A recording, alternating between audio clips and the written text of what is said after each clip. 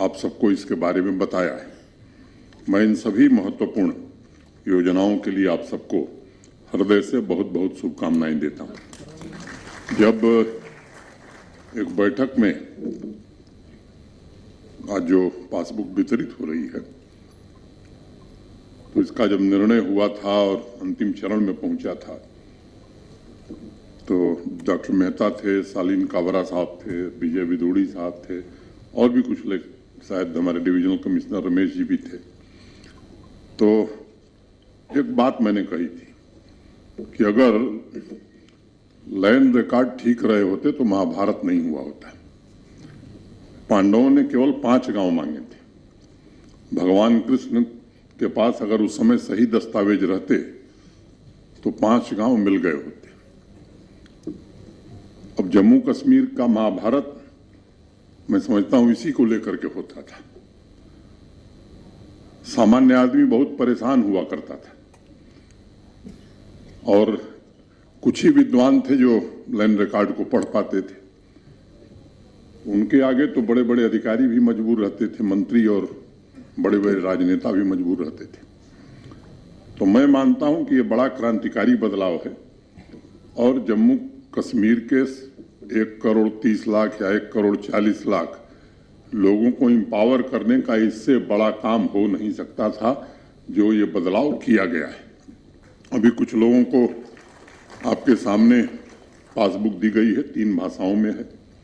आने वाले दिनों में और भी ये 22 भाषाओं में उपलब्ध हो जाएगी, लेकिन 3 भाषा यहाँ के लिए पर्याप्त है। जिलों में भी सभी डीसीज ने वहाँ के निवासियों को ये लैंड पासबुक दिया है।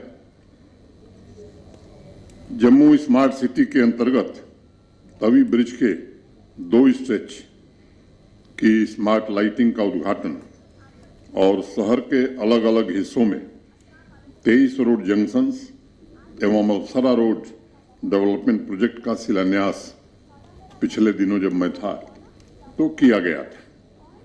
मेयर साहब और एमपी साहब भी मौजूद थे।